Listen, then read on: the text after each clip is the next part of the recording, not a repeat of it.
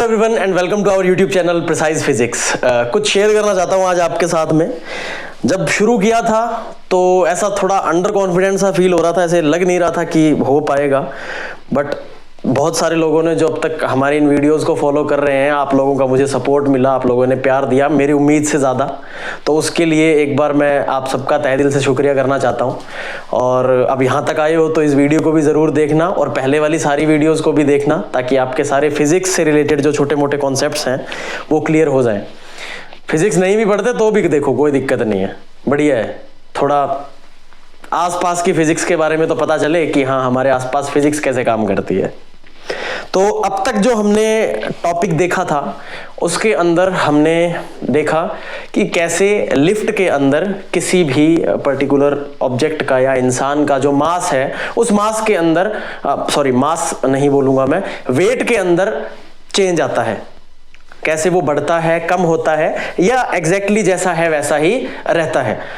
आज हम पढ़ने जा रहे हैं, शुरू करने जा रहे हैं फ्रिक्शनल फोर्स, एक बहुत ही इंपॉर्टेंट मैकेनिकल फोर्स जिसे हम कहते हैं फ्रिक्शनल फोर्स।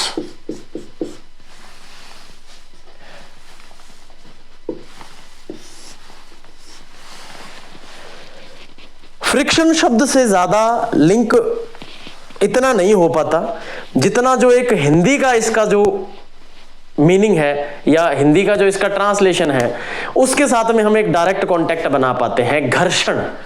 घर्षण यानी किसी दो चीजों के बीच में जब हम रगड़ाई करते हैं, वो दो चीजें जब रगड़ती हैं आपस के अंदर, उसे हम घर्षण कहते हैं, उसे हम फ्रिक्शन कहते हैं बेसिकली। तो फ्रिक्शनल फोर्स वो फोर्स है जो दो सरफेसेस के बीच में लगती है और कुछ इस तरह से लगती है कि उनके रिलेटिव मोशन के बीच में रेजिस्टेंस की तरह काम करती है। तो सबसे पहले जो इंपॉर्टेंट की पॉइंट्स है अगर हम उन्हें देखें तो क्या है एक फ्रिक्शनल फोर्स। फ्रिक्शनल फोर्स जो है वो दो सरफेस के बीच में एक्ट करती है।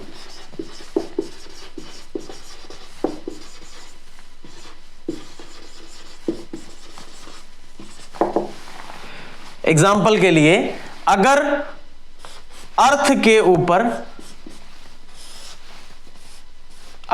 हमारी अर्थ के ऊपर एक बक्सा रखा हुआ है तो यहां इस बक्से की जो नीचे वाली सरफेस है उस सरफेस के बीच में और इस बक्से के जस्ट नीचे जो अर्थ है उसकी जो सरफेस है उसके बीच में यहां पे जो फोर्स एक्ट करेगी उस फोर्स को हम बोलेंगे फ्रिक्शनल फोर्स। करती क्या है ये फ्रिक्शनल फोर्स? ये अपोज करती है रिलेटिव मोशन को। ये क्या करती है? अपोज करती है रिलेटिव मोशन को, या एक रेजिस्टेंस बनती है रिलेटिव मोशन के पाथ में। एक ऑब्जेक्ट है वो कुछ इस तरह से है और मैं अगर ऑब्जेक्ट लूं,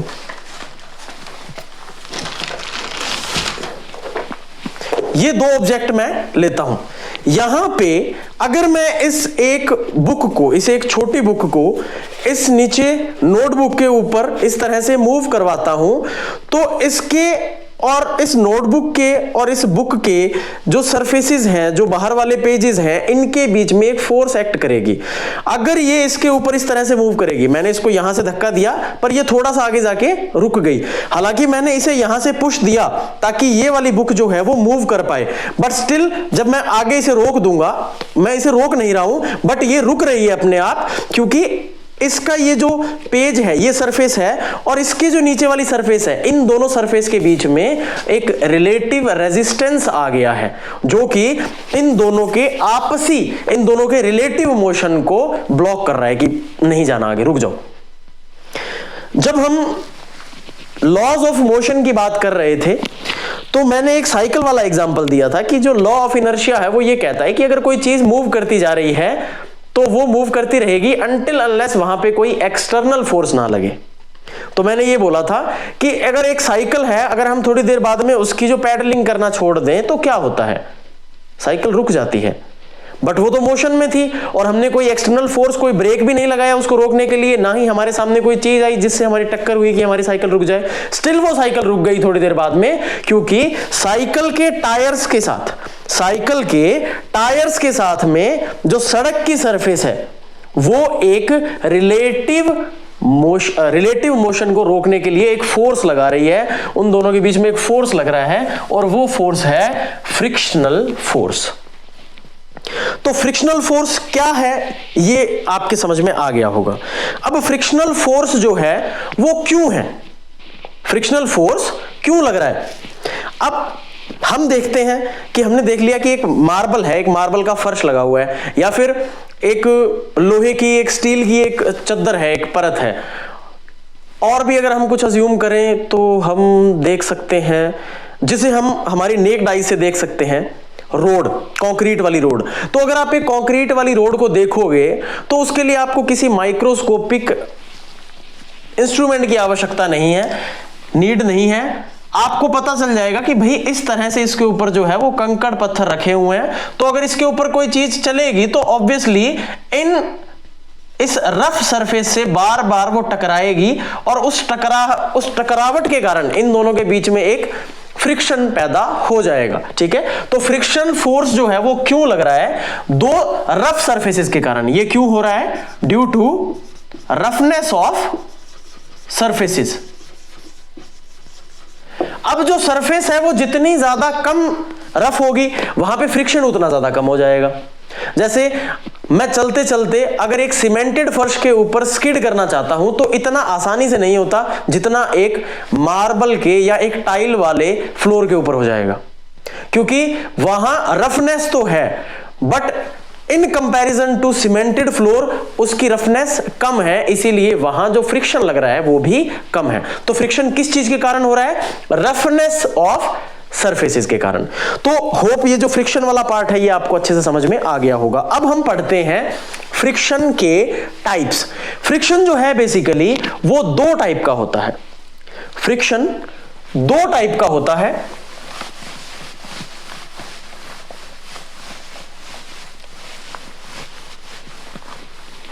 स्टैटिक फ्रिक्शन एंड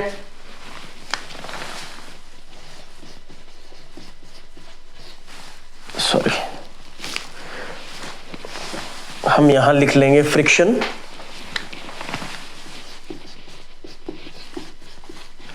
फ्रिक्शन को हम क्लासिफाई कर रहे हैं दो टाइप्स में। पहला होता है स्टैटिक फ्रिक्शन, पहला है स्टैटिक फ्रिक्शन, दूसरा है काइनेटिक फ्रिक्शन।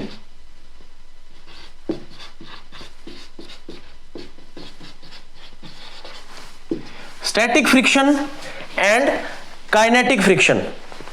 काइनेटिक वर्ड या डायनेमिक वर्ड, ये जो वर्ड्स हैं इनका सेम मीनिंग है। इनका मतलब होता है जब किसी चीज का मोशन हो रहा हो। बेसिकली यहां पे मोशन होता है और यहां पे कोई भी जो ऑब्जेक्ट है वो किस में रहता है, रेस्ट में। तो क्या होता है स्टैटिक फ्रिक्शन। एक बहुत ही जाना पहचाना सा एग्जांपल देता हूं। सबके घर में बॉक्स बेड होगा। बॉक्स बेड, वो जो बेड होता है खुल जाता है, अंदर बहुत हम सामान रख देते हैं, थोड़ा भारी भरकम होता है ना। या जो सोफा होते हैं भारी, अगर आप उन्हें हिलाने की कोशिश करोगे तो आप एक इंसान लग जाता है, उसको जोर जोर से खींच रहा होता है बट वो नहीं हिलता। बहुत मुश्किल, मतलब रेयर है कि एक इंसान उसको हिला दे। उसको हिलाना है तो दो इंसान लगेंगे, यानी फोर्स थोड़ी ज्यादा लगानी पड़ेगी। जब एक इंसान उसे हिला रहा होता है वो बेड नहीं हिलता है, इसका मतलब वो जो इंसान उस बेड को हिलाने के लिए फोर्स लगा रहा है वो फोर्स उसके स्टैटिक फ्रिक्शन से कम है, इसीलिए वो अभी भी रेस्ट पे है। तो इससे थोड़ा बहुत आपको स्टैटिक फ्रिक्शन का आइडिया हो गया होगा कि स्टैटिक फ्रिक्शन क्या है। वो फ्रिक्शन जो कब लगता है, जब कोई ऑब्जेक्ट रेस्ट पे होता है। यानी फिलहाल मेरा जो ऑब्जेक्ट है अगर वो रेस्ट कंडीशन में है, रुका हुआ है, तो इसके सरफेस के और इसके जो नीचे जिस सरफेस पर ये रखा हुआ है उसके बीच में जो फ्रिक्शन लगेगा वो होगा स्टैटिक फ्रिक्शन, जिसे हम एफ एस से रिप्रेजेंट करते हैं। एफ एस से हम इसे रिप्रेजेंट करते हैं। स्टैटिक फ्रिक्शन जो है या कोई भी फ्रिक्शन, स्टैटिक फ्रिक्शन नहीं, हम यहां पे बात कर रहे हैं फ्रिक्शन की। फ्रिक्शन हमेशा, ध्यान रखना, फ्रिक्शन हमेशा प्रोपोर्शनल होता है नॉर्मल फोर्स के। नॉर्मल फोर्स कौन सी होती है भाई? जो ऊपर लग रही है। नॉर्मल फोर्स अगर नीचे mg लग रही हो और ऊपर की तरफ नॉर्मल फोर्स r लग रही हो, यहां से कोई इंसान जो है वो इस ऑब्जेक्ट को धक्का देके इस तरफ फोर्स लगा रहा है F, तो फ्रिक्शन जो स्टैटिक फ्रिक्शन है उसकी डायरेक्शन होगी इस तरफ, ये लगेगा Fs। और ये जो स्टैटिक फ्रिक्शन Fs है इसकी डायरेक्शन हमेशा लगाई हुई फोर्स के अपोजिट होगी। इस चीज को आपको हमेशा ध्यान में रखना है। और यहां से अगर हम स्टैटिक फ्रिक्शन की बात करें तो स्टैटिक फ्रिक्शन जो है वो हमेशा डायरेक्टली प्रोपोर्शनल होता है नॉर्मल फोर्स के। यानी अगर हम इसके अंदर एक सिंपल लॉजिक की ही बात करें तो देखो, कोई ऑब्जेक्ट है जिसका वजन 100 kg है, वजन 100 kg है, वेट 100 kg है, इसका मतलब है 100 न्यूटन उसके ऊपर फोर्स लग रहा है नीचे की तरफ। अब अगर मैं उसे मूव करना चाहता हूं तो मुझे कम से कम 100 न्यूटन तो चाहिएंगे, तभी तो मैं उसे इजीली मूव करवा पाऊंगा। अगर मैं 100 न्यूटन से ही फोर्स कम लगा दूंगा तो क्या वो कभी मूव कर पाएगा? ऑब्वियसली नॉट, वो मूव नहीं करेगा। इसीलिए जितना उसका वेट है, जो फोर्स उसकी लग रही है, नॉर्मल फोर्स जो है, उस नॉर्मल फोर्स के हमेशा स्टैटिक फ्रिक्शन जो है वो प्रोपोर्शनल होता है। काइनेटिक फ्रिक्शन भी नॉर्मल फोर्स के हमेशा प्रोपोर्शनल होता है। यहां जब ये प्रोपोर्शनलिटी कांस्टेंट हटता है तो यहां पे म्यू एस आ जाता है। इस म्यू एस को कहा जाता है कोफिशिएंट ऑफ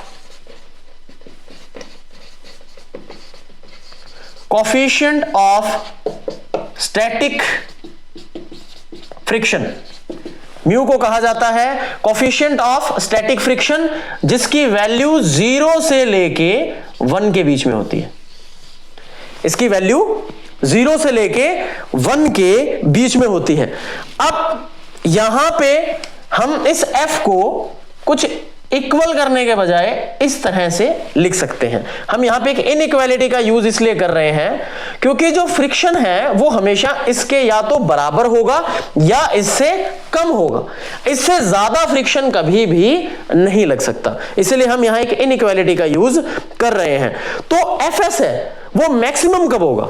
इसी रिजल्ट में अगर हम देखें तो Fs मैक्स जो स्टैटिक फ्रिक्शन है वो मैक्स तब होगा जब ये बराबर हो जाएगा म्यू एस आर के, यानी coefficient of static friction into normal force. अगर इसके बराबर हमारा स्टैटिक फ्रिक्शन हो जाता है, उस केस में जो फ्रिक्शन लग रहा है वो फ्रिक्शन मैक्सिमम होगा। इस चीज को आपको ध्यान में रखना है। तो क्या समझे? समझना सिर्फ इतना था कि स्टैटिक फ्रिक्शन वो फ्रिक्शन है जो सिर्फ तब तक लगता है जब तक कोई ऑब्जेक्ट जो है वो मूव ना कर जाए। अगर वो मूव कर गया तो वहां आ जाता है काइनेटिक फ्रिक्शन। जब तक मूव नहीं किया, जब तक टिका हुआ है, तब तक उसके अंदर क्या लग रहा है? Static friction.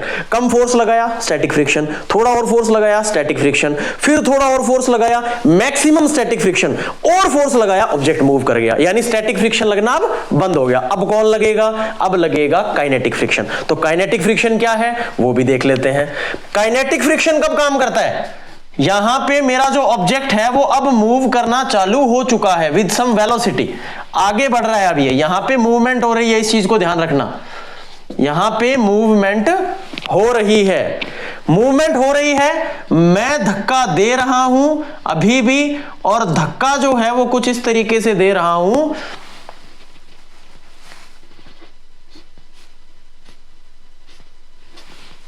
कि जो फोर्स है वो किधर लगा रहा हूं? आगे की तरफ, अभी भी नॉर्मल कितना है r, स्टिल नीचे वेट कितना है mg। तो फ्रिक्शन जो हमारा काइनेटिक फ्रिक्शन है इसे रिप्रेजेंट करते हैं Fk से, ये लगेगा इस फोर्स की अपोजिट डायरेक्शन में। यहां जो फोर्स लगेगी उसे हम बोलेंगे Fk, यानी मैं धक्का दे रहा हूं उसके बीच में अभी भी फ्रिक्शन लग रहा है। जब तक रेस्ट पे था तब तो फ्रिक्शन लग ही रहा था, बट क्या अब फ्रिक्शन लगना बंद हो गया? बिल्कुल नहीं। आप एक कार को धक्का दो, कार खड़ी है, आप उसको थोड़ा दम लगाओगे वो नहीं हिल रही क्योंकि अभी तक उसमें स्टैटिक फ्रिक्शन है। आप थोड़ा और दम लगाओगे, अब वो मूव करना चालू हो गई अपने मैक्सिमम स्टैटिक फ्रिक्शन को ओवरकम करके। अब आप उसको मूव करवाते जा रहे हो, मूव करवाते जा रहे हो, थोड़ा दम लगा रहे हो, अब आपने उसको छोड़ दिया, उसके ऊपर फोर्स लगाना छोड़ दिया, तो क्या होगा? थोड़ी देर बाद में वो रुक जाएगी। क्यों? क्योंकि भाई अब स्टैटिक फ्रिक्शन अब काइनेटिक फ्रिक्शन उसके ऊपर लगना चालू हो गया है। उस काइनेटिक फ्रिक्शन के कारण क्या होगा कि वो उसके रिलेटिव मोशन को थोड़ी देर बाद में रोक देगा। तो यहां से जो काइनेटिक फ्रिक्शन है F के, ये भी प्रोपोर्शनल होता है R के। प्रोपोर्शनलिटी कांस्टेंट अगर हम हटाएं तो यहां से ये बराबर हो जाता है म्यू के इंटू R, और म्यू के होगा coefficient of kinetic friction. Mu के क्या होगा? Coefficient of kinetic friction. तो इसको थोड़ा सा ध्यान में रखना, इसकी भी वैल्यू 0 से लेके 1 तक वेरी करेगी। अच्छा, म्यू जो है वो बेसिकली है क्या?